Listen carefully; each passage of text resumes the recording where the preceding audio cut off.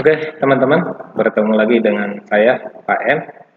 Kali ini kita akan membahas tentang peluang kejadian yang tentu akan kita mulai dari percobaan dan ruang sampel. KD ini masih berada di KD 326, menentukan peluang kejadian kelas 12, SMK, kategori non-teknik. Ruang sampel dan kejadian. Keterampilan menentukan banyak anggota ruang sampel dan menentukan banyak anggota kejadian itu akan sangat diperlukan dalam menentukan peluang satu kejadian. Nah, di sini makanya kita mulai dari pengertian daripada ruang sampel dan kejadian itu sendiri apa.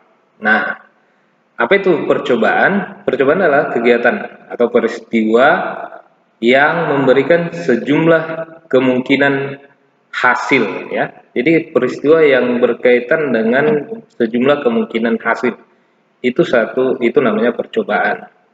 Semua kemungkinan hasil itu digambarkan dengan diagram pohon atau tabel silang dalam satu percobaan. Jadi bisa digambarkan dalam diagram pohon ataupun dalam tabel silang, ya. Nah, ruang sampel itu apa? Dinotasikan dengan S, ya. Merupakan himpunan semua kemungkinan hasil, ya. Banyaknya anggota ruang sampel dinotasikan dengan NS. Oke. Nah, contoh. Jadi dalam peristiwa ini nanti kita akan banyak berputar tentang seputar peluang kejadian dadu, ya. Di sini ada gambar dadu. Pada percobaan melempar sebuah dadu sebanyak satu kali, ya. Ini dadunya hanya satu, dilemparkan satu kali. Sebagaimana kita ketahui dadu itu terdiri dari ya bilangan 1 sampai dengan 6. Jadi ada mata 1, 2, 3, 4, 5, 6. Jadi dari ke-6 sisinya itu terdapat angka 1, 2, 3, 4, 5, 6. Nah, ini yang dinamakan NS tadi, ya, ruang sampel, anggota ruang sampel. Jadi pada percobaan melempar sebuah dadu sebanyak satu kali, kalau dia hanya satu kali dilempar berarti S-nya itu ada 6, ya. Angka-angka yang mungkin akan terjadi yaitu 1, 2, 3, 4, 5, dan 6. Nah, angka-angka ini yang disebut dengan titik sampel.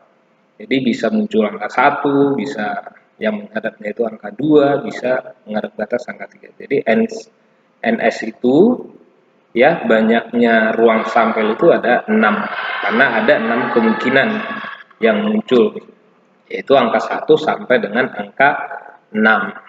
Itu untuk percobaan melempar sebuah dadu sebanyak satu kali.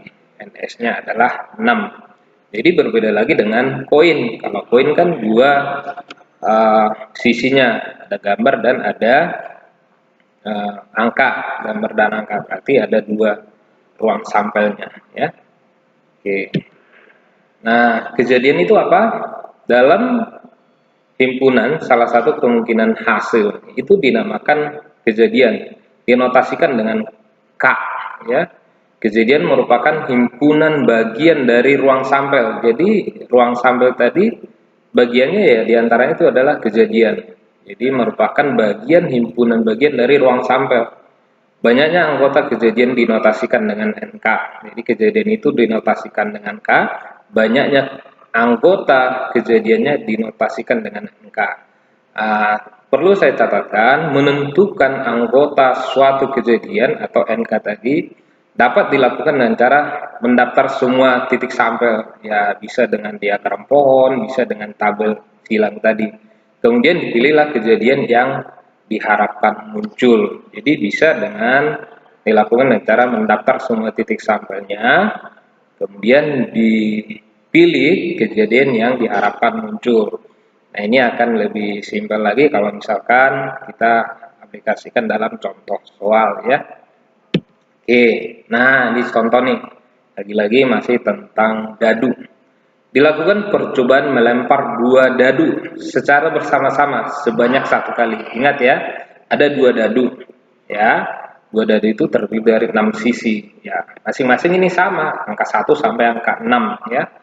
tentukanlah kejadian muncul mata dadu pertama dan dadu kedua masing-masing adalah bilangan genap. Jadi dua-duanya itu di dadu pertama dan kedua ini masing-masing genap, ya. Kemudian pertanyaan B, banyaknya anggota kejadian tersebut. Nah, satu-satu dulu kita bahas ya. Berapa banyak kejadian munculnya mata dadu satu dan dadu kedua masing-masing bilangan genap. Nah, di sini saya buatkan dalam bentuk tabel ya. Misalkan K adalah kejadian muncul mata dadu pertama.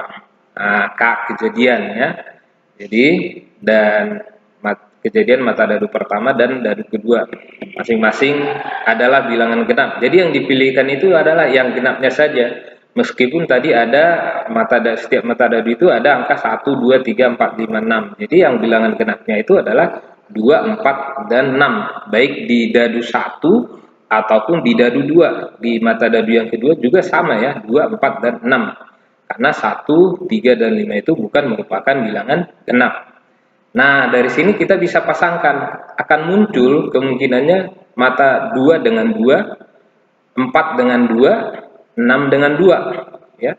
Kemudian seterusnya 2 dengan 4, 4 dengan 4, ya, pasangkan 6 dengan 4. Jadi di dadu pertama dia 6, dadu kedua muncul angka 4. Akan ada kemungkinan lagi 2 dengan 6, 4 dengan 6, 6 dengan 6.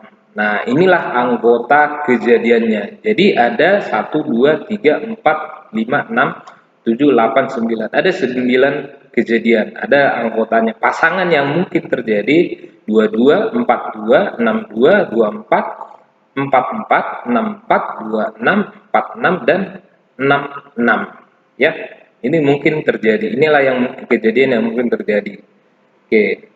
Nah, berarti yang B sudah terjawab nih. Banyaknya anggota kejadian tersebut. Berarti banyaknya anggota ya sejumlah K tadi, NK tadi ya. Yaitu sebanyak 9. Dia hanya 9 kejadian yang mungkin terjadi pada saat dua buah mata dadu dilemparkan satu kali dan bilangan genap yang muncul berbarengan. Jadi baik di mata dadu 1 ataupun mata dadu yang kedua sama-sama bilangan genap. Di sini kita periksa tidak ada bilangan ganjil. Karena udah kita pilih tadi, udah kita pisahkan dalam pembuatan tabelnya itu hanya kita ambil bilangan genapnya saja. Nah, kalau diminta sebaliknya mata dadu bermata ganjil ya, bilangan ganjil ya, berarti yang kita ambil adalah 1, 3, 5. Kemudian di sini 1, 3, dan 5. Karena akan sama, NK-nya akan 9 ya. Nah, dalam menentukan banyaknya anggota kejadian, kadangkala kita tidak selalu dapat mendaftar semua titik ya. Jadi nggak bisa nih kalau sudah banyak ya, percobaan ini nggak bisa kita daftarkan. Nanti kalau misalkan kartu bridge ya, misalkan itu jumlahnya 52, harus kita bikin 52 seperti ini, silakan.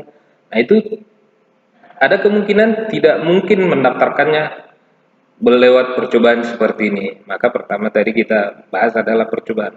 Nah, untuk percobaan yang demikian, yang jumlahnya banyak, kita dapat memanfaatkan aturan perkalian atau rumus kombinasi. Kalau di sini masih bisa kita menggunakan aturan perkalian.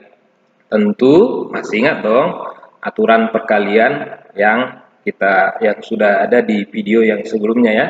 Yaitu di sini 3 ya, di sini 3. 3 kali 3 itu 9. Jumlah 9 lah jumlahnya ya.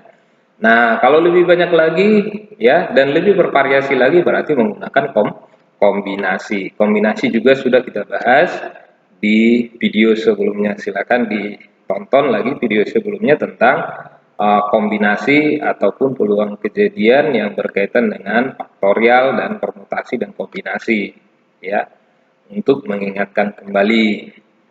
Oke. Nah, apa itu peluang kejadian? Menentukan peluang suatu kejadian itu sama halnya dengan menentukan besar kemungkinan munculnya kejadian tersebut. Jadi memprediksi seberapa besar kemungkinan kejadian itu muncul ya. Jadi peluang kejadian K disimbolkan dengan PK, dinotasikan dengan PK, adalah banyaknya anggota kejadian K dibandingkan dengan banyaknya ruang sampel. Jadi anggota kejadian K tadi disebut NK, anggota ruang sampel disebut NS. Jadi perbandingan anggota kejadian K dibanding dengan anggota ruang sampel NK dan NS. Ya. Nah, dengan catatan PK itu peluang kejadian itu lebih besar sama dengan 0 atau lebih kecil sama dengan 1. Artinya apa? Jika peluang kejadiannya sama dengan 0, itu artinya kejadian itu mustahil, tidak mungkin terjadi ya. Mustahil, kejadian mustahil namanya. Lalu jika PK-nya itu, nilai PK-nya itu sama dengan 1, artinya itu K adalah kejadian yang pasti terjadi. Jadi kejadian ini, K kejadian itu adalah sesuatu yang pasti terjadi. Nah, keterangannya bahwa PK itu adalah peluang satu kejadian, NK itu adalah nilai atau banyaknya anggota dalam satu kejadian, NS itu adalah anggota ruang sampel. Jadi keseluruhan ruang sampel itu seluruh anggotanya yang didata. Nah, catatan untuk menentukan nilai NK anggota K dan anggota S dapat menggunakan rumus permutasi atau kombinasi. Yang sebelumnya sudah kita bahas ya. Permutasi dipakai jika dalam soal ada istilah jabatan ya. Ketua OSIS, sekretaris, bendahara, misalkan ini jabatan, urutan, ranking ya, urutan 1, urutan 2, predikat, cara duduk. Nah, ini yang cara duduk, lingkar dan lain sebagainya ya. Dan susunan angka, kombinasi angka ya, bisa plat nomor dan lain sebagainya ya. Kombinasi dipakai jika dalam soal ditanyakan banyak himpunan bagian, peluang, urutan diabaikan. Nah, catatan urutannya diabaikan ya. Jadi kombinasi itu jika yang ditanya adalah himpunan bagiannya, peluangnya, dan ditanya dan syaratnya urutannya diabaikan. Nah, menggunakan permutasi jika di dalam soal ditanya adalah ada jabatan, ada urutan, ranking, predikat, cara duduk, dan susunan angka. Itu untuk penempatan saat kapan kita menggunakan permutasi dan saat kapan kita menggunakan kombinasi. Oke. Nah, saya rasa kita akan lebih memahaminya kalau kita mulai dengan soal ya. Nah, di sini soal 1 yang masih menggunakan belum menggunakan permutasi atau kombinasi. Pada percobaan melempar dadu sebanyak 1 kali, berapakah peluang munculnya mata dadu ganjil? Nah, ini sebenarnya 1 dadu ya. 1 dadu yang anggap ini bayangannya. Jadi dilemparkan, ini bayangannya dan sebagainya. Nah, berapa peluang munculnya mata dadu ganjil? Seperti ya tadi kita udah bahas kalau mata dadu genap gimana? Kalau mata dadu kali ini yang ditanya adalah mata dadu ganjil. Jawabannya S itu adalah jumlah ruang sampel tadi. Berapa S-nya? Yaitu ada angka 1, 2, 3, 4, 5, dan 6 seluruhnya ya. Jadi mata dadu 1, 2, 3, 4, 5, dan 6. Nah, berarti NS-nya adalah 6. Jika K itu adalah kejadian munculnya mata dadu ganjil, berapa yang ganjil di sini? Kita lihat nih. Kita tandanya yang ganjil. Ada berapa yang ganjil? Yaitu 1, ya, 3, 5, ya. Ada berapa? 3. Berarti 3 lah NK-nya. Berarti ada 3 ya NK-nya. 1, 2, dan 3. Berarti dari pengertian peluang tadi, peluang itu adalah perbandingan nilai kejadian ya dan perbandingan jumlah ruang sampel anggotanya ya, ruang sampel. NK-nya adalah 3 karena apa yang dicari angka ganjil dari mata dadu ini. Jadi angka 1, 2, 3 sampai 6 itu angka ganjil ada di 3. Ruang sampelnya NS-nya ada berapa? Ada 6. Jadi 3/6 atau 1/2. Inilah jawabannya. Kira sih gampang ya teman-teman ya. Nah, kita lanjut lagi. Nah, misalkan ini diubah soalnya, ditanya itu Berapa peluang munculnya mata dadu genap? Ya, tentu sama ya. Berapa peluang munculnya mata dadu prima? Misalkan gitu ya. Ya, bisa-bisa aja. Tentu NK-nya yang berubah, S-nya mah tetap ya. NK-nya yang berubah. Nah, kita lanjut. Soal kedua. Nah, ini menggunakan kombinasi. Dalam sebuah kotak terdapat 7 kelereng merah dan 3 kelereng biru. Nah, ini saya ambil gambarnya yang banyak kelereng ya, supaya ada gambaran. Ini kelereng ya, teman-temannya, bukan permen ya. Tak dimakan lagi ya. Bisa keselak ya, teman-temannya. Nah, oke. Dalam sebuah kotak terdapat 7 kelereng. Jadi, dari sekian banyak ini kita ambil 7 kelereng, kita masukkan ke kotak lalu kita tutup. Peluang 7 kelereng merah dan 3 kelereng biru. 7 merah nih, pilih 7 merah dan 3 biru ya, pisahkan, masukkan ke dalam kotak ya. Peluang mengambil 3 kelereng merah sekaligus. Nah, jadi 3 kelereng merah, ada kalimat, ada kata-kata 3 dan merah, artinya ditentukan. Nah, artinya ditentukan, itu cirinya ya. Nah, kita awali dengan mengklasifikasikannya. Banyak cara mengambil 3 kelereng merah dari 7 kelereng merah yang ada. Kenapa? 3 yang diambil, 7 yang tersedia. Ya, 3 yang diambil, 7 yang tersedia. Ingat, itu apa? Itu adalah kombinasi. Kombinasi 7 3. 3 yang diambil dari 7 yang tersedia. Berarti NK adalah 7 kombinasi 3 atau kombinasi 7 3. 7 kombinasi 3 gimana kemarin? 7 faktorial dibagi 7 kurang 3 faktorial dikali 3 faktorial ya. 7 faktorial itu 7 kali 6 kali 5 kali 4 dan seterusnya. Kenapa saya berhenti sampai di sini saja? Karena apa? 7 kurang 3 faktorial itu adalah 4 faktorial. Nah, sementara ini tetap ya, 3 kali 2 kali 1. Tinggal dicoret ini teman-teman. Ya, masih ingat kan ya?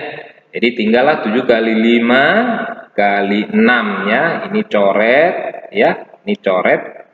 3 kali 2 6, coret ke atas 6, 7 kali 5 35. Inilah NK-nya. Lalu karena di dalam kotak itu ada 2 warna kelerengnya, biru dan merah, maka kita harus mencari NS-nya ya. Banyaknya cara mengambil 3 kelereng merah dari seluruh kelereng yang ada.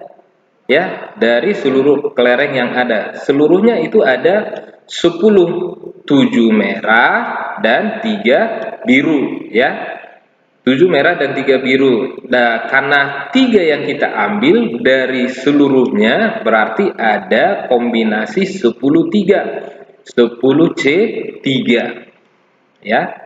Berarti NS adalah 10 kombinasi 3, 10 C3, 10 faktorial dibagi 10 kurang 3 ya, faktorial dikali 3 faktorial. Masih ingat kan teman-temannya?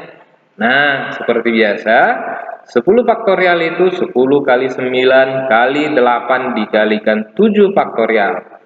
Nah, 10 kurang 3 faktorial adalah 7 faktorial. Seperti biasa, ini tidak usah kita lanjutkan karena kita akan bisa coret ini, red.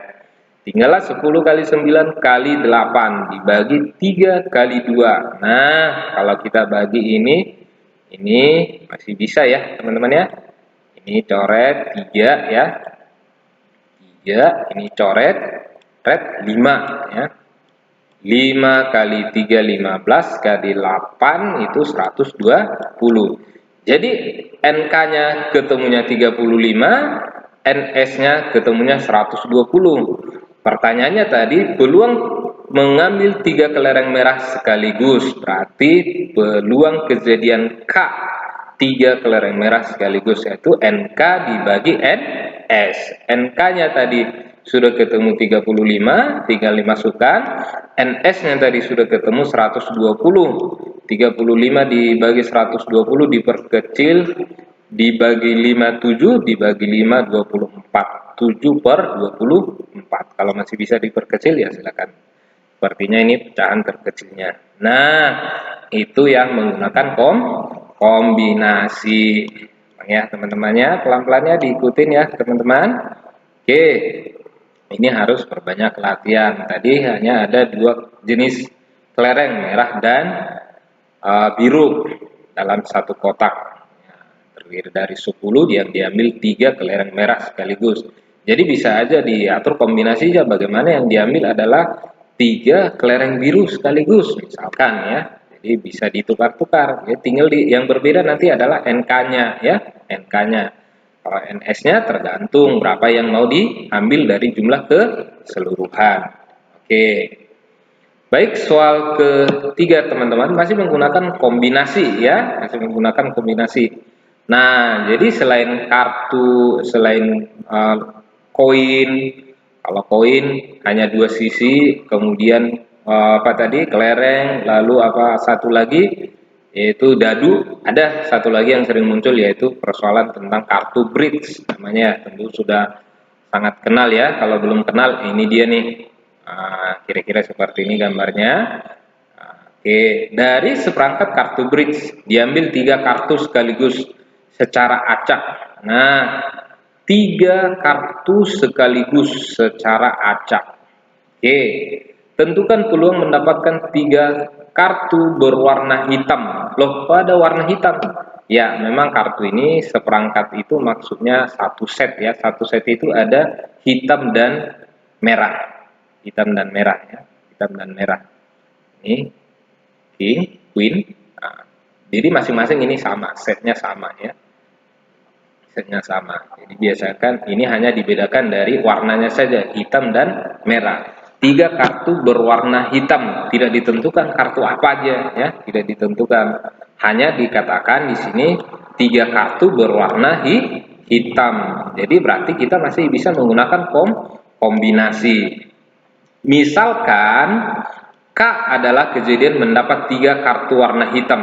Jadi, perlu saya jelaskan, satu set itu terdiri dari 26 kartu hitam dan 26 kartu merah ya. Ya, 26 hitam dan 26 merah. Ya, hitam dan 26 merah. Itu satu set ya. Berarti ada 52 kartu. Jadi, 26 hitam dan 26 merah ya. Nah, jadi misalkan tadi kejadian mendapat 3 kartu warna hitam. Banyaknya kartu hitam yang diambil adalah 3 ya. 3 nih. Yang tersedia ada 26. Nah, ini yang saya sampaikan tadi. Jadi warna hitam, kartu hitam itu ada 26. Nah, kejadian ini kita namakan kombinasi 263 ya, kombinasi 263. Karena apa? Jumlah kartu hitam seluruhnya itu ada 26, yang diambil itu 3. Berarti NK-nya adalah kombinasi 26C3. Ya. 26 faktorial dibagi 26 kurang 3 faktorial. Ya. 26 kurang 3 faktorial dikalikan 3 faktorial. Nah, 26 faktorial itu masih sama ya, 26 kali 25 turun terus sampai 1. Tapi karena di sini kita ketemunya 26 kurang 3 itu adalah 23 faktorial, jadi ini sampai 23 saja, tidak perlu kita lanjutkan. Karena apa? Untuk mempermudah nih, red tinggal coret ya, teman-teman ya. Nah, selanjutnya 3, 2, 1. Ini tetap 3 kali 2 kali 1. Nah, yang mana yang bisa dicoret nih? Bisa ini red, ini bisa berapa nih? 12 dibagi red lagi, 12 dibagi 3 ada 4 dikalikan 25 dikalikan 26, hasilnya adalah 2600. Sambil dicek ya teman-teman ya, bisa gunakan alat bantunya, kalkulator misalkan ya. Oke, jadi nilai kemungkinan kejadian terambilnya 3 kartu hitam dari 26 kartu hitam yang tersedia adalah 2600 anggotanya ya. Lalu bagaimana selanjutnya? Kita harus menentukan NS-nya, peluang kejadian dari anggota kejadian dari Seluruhnya ada 26 kartu hitam dan 26 kartu merah, berarti ada 52 kartu. Yang diambil itu 3 kartu. Nah, 3 kartu ya, yang diambil 3 kartu. Maka NS-nya itu adalah kombinasi 52 di 3. 52 kombinasi 3, 52 faktorial dibagi 52 kurang 3 faktorial. Ya, kalikan 3 faktorial. 52 kali 51 kali 50 kali 49. Kenapa berhenti di 49? Karena lagi-lagi ini kita coret ke bawah, 52 kurang 3 adalah 49. Red. Nah, udah tinggal gampang ya. Ini berapa nih? 52 dibagi 2, 25. Bisa ini dibagikan ke bawah, dibagikan 6. Dan seterusnya nilainya adalah, ya, ini 25. Nanti, ya, 25. Perkecil aja ya.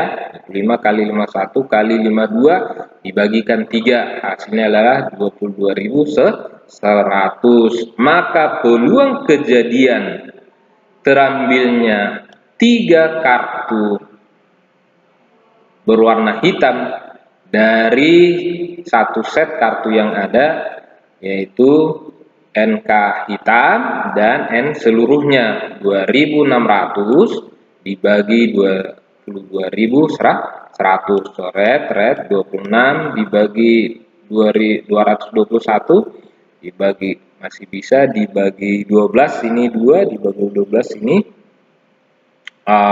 dibagi 13, ini 2 ya, dibagi 13, ini 17. Jadi hasilnya adalah 2/17. Sepertinya ini angka paling kecil. Baik, itu teman-temannya contoh-contoh soalnya. Sudah ada 3 contoh soal. Semoga ini sangat membantu selama pembelajaran online-nya ya teman-teman ya. Jangan lupa selalu berbanyak latihan ya, karena sembari mengingat harus menggunakan banyak-banyak latihan. Oke, ulang lagi untuk mengingatkan, untuk membiasakan diri dengan rumus-rumus yang ada. Oke, semoga bisa dipahami. Selamat belajar. Sampai ketemu di sesi berikutnya. Silakan like dan komen ya. Subscribe jika memungkinkan. Sekian dan terima kasih. Sampai ketemu di sesi berikutnya.